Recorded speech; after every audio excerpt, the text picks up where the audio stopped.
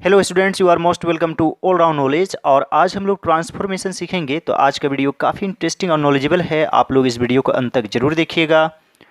और सबसे पहले हम लोग समझेंगे कि ट्रांसफॉर्मेशन क्या होता है। तो ट्रांसफॉर्मेशन में एक सेंटेंस को दूसरे तरीके से लिखते हैं, लेकिन अर्थ में कोई चेंज नहीं होता है, उसका मीनिंग सेम रहता है।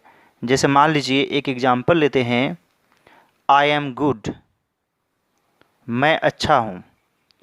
और यदि मैं आपसे कहता हूँ कि इसे आप नेगेटिव में चेंज कीजिए, तो एक तो इसे सिंपल तरीके से हम लोग चेंज कर सकते हैं, जैसे I am good, I am not good, मैं अच्छा हूँ, मैं अच्छा नहीं हूँ। लेकिन मीनिंग बदल जाता है, इसमें है मैं अच्छा हूँ, उसमें है मैं अच्छा नहीं हूँ। और यदि हम इसे आई एम नॉट बैड लिखेंगे कि मैं खराब नहीं हूँ तो मैं अच्छा हूँ, तो इसमें जो है मीनिंग चेंज नहीं हुआ, लेकिन यह नेगेटिव में आ गया। I am good, I am not bad, दोनों का अर्थ सेम है कि मैं अच्छा हूँ। तो इसी को कहते हैं ट्रांसफॉर्मेशन। आइए हम लोग कुछ और सेंटेंसेस की प्रैक्टिस करते हैं, जो खासतौर पर क्लास 10th के लिए काफ़ी इम्पोर्टेंट है, और ख़ासतौर से जैक बोर्ड के स्टूडेंट्स के लिए जो झारखंड से हैं। The police caught the thief into passive। तो यह भी किस टेंस में, यहाँ पर कॉट है, सिंपल पास्ट टेंस में है, तो वाज वर्ड का यूज होगा। तो यहाँ पर हो जाएगा द thief was caught। अब बाय द पुलिस लिख भी सकते हैं, नहीं भी लिख सकते हैं।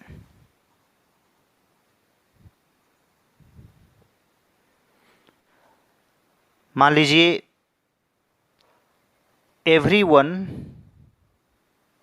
will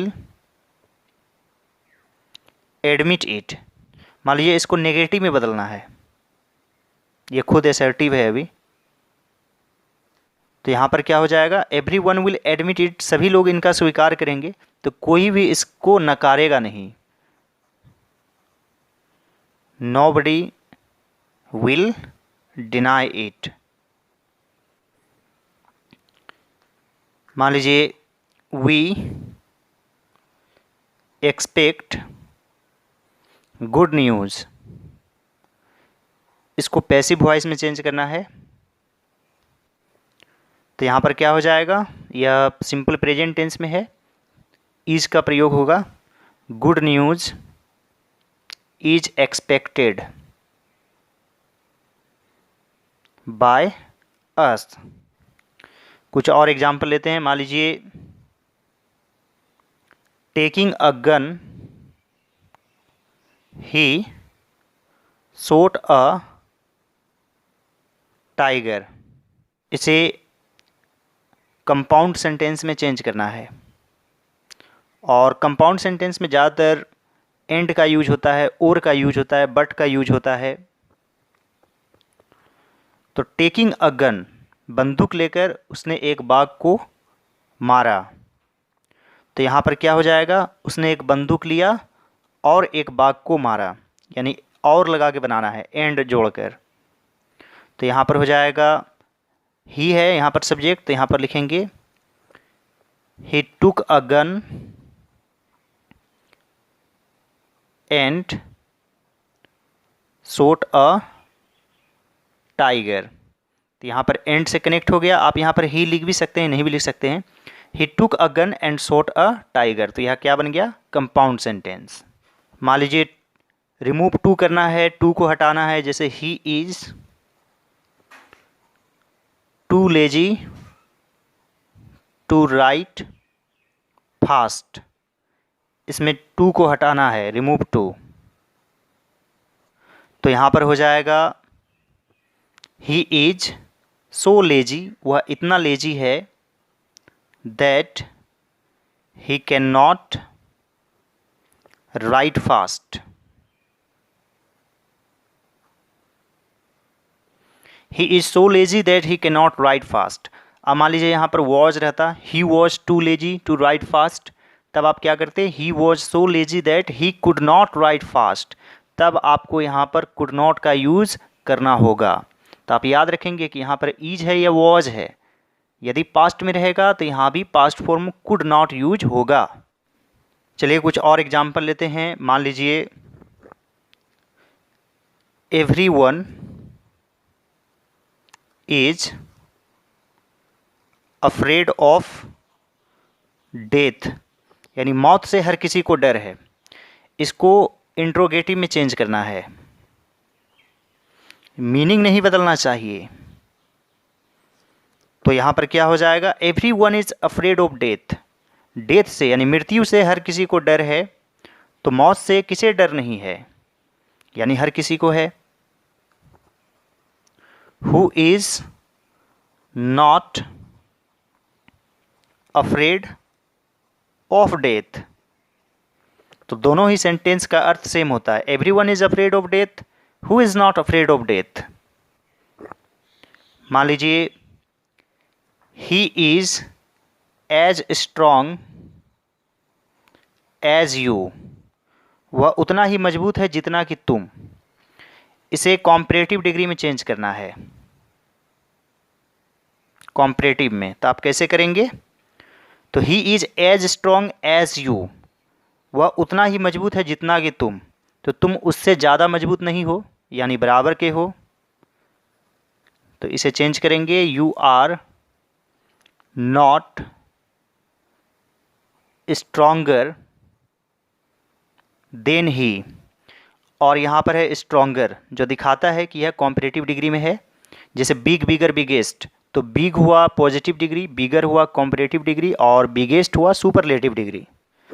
चलिए कुछ और एग्जाम्पल लेते हैं। He said I am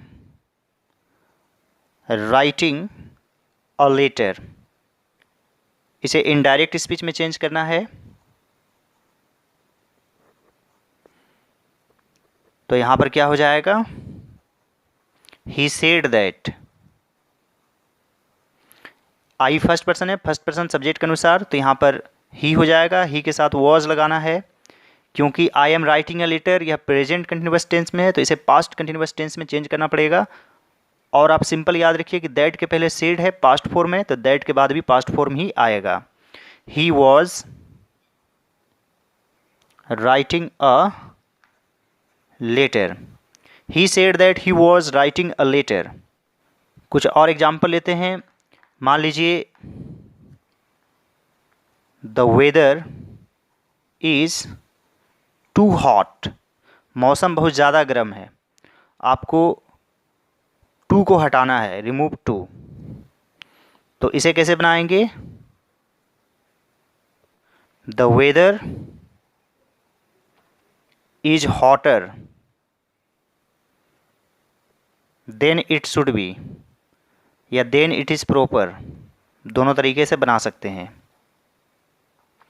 the weather is hotter than it is proper, यानी जितना उचित है उससे ज़्यादा गर्म है, यानी कि टू हॉट है, या जितना होना चाहिए उससे ज़्यादा गर्म है। The weather is hotter than it should be का भी आप यूज कर सकते हैं। नेक्स्ट सेंटेंस काफ़ी इंटरेस्टिंग और ट्रिकी है। जैसे आई डिड माई ड्यूटी, मैंने अपना कर्तव्य निभाया। इसको नेगेटिव में चेंज करना है और मीनिंग भी सेम रहना चाहिए। आई डिड माई ड्यूटी है, और मान लीजिए कि आई did not do my duty लिखेंगे, तो मैंने अपना कर्तव्य नहीं निभाया, जो कि मीनिंग ही बदल रहा है। तो अब हम लोग यहाँ पर क्या लिखेंगे, I did not fail to do my duty. अब यहाँ पर देखिए डिड नॉट यूज हो गया, जो कि दिखा रहा है कि नेगेटिव में है। अब इसका अर्थ देखेंगे, I did not fail to do my duty, यानी मैं अपने कर्तव्य को निभाने में फेल नहीं हुआ, यानी मैंने अपना कर्तव्य निभाया। अब दोनों का अर्थ सेम हो गया। कुछ और एग्जाम्पल लेते हैं। जैसे मान लीजिए I know his birth place, मैं उसके बर्थ प्लेस को जानता हूँ। इसको कॉम्प्लेक्स में चेंज करना है, कॉम्प्लेक्स सेंटेंस में। तो यहाँ पर क्या हो जाएगा, I know where his birth place is. I know where his birth place is. मैं जानता हूँ कि उसका जन्म स्थान कहाँ है। और ऊपर क्या है, I know his birth place. यह बिल्कुल सिंपल सेंटेंस है और यह कॉम्प्लेक्स सेंटेंस है। कॉम्प्लेक्स सेंटेंस में एक मेन क्लॉज रहता है और एक सब ऑर्डिनेट क्लॉज रहता है।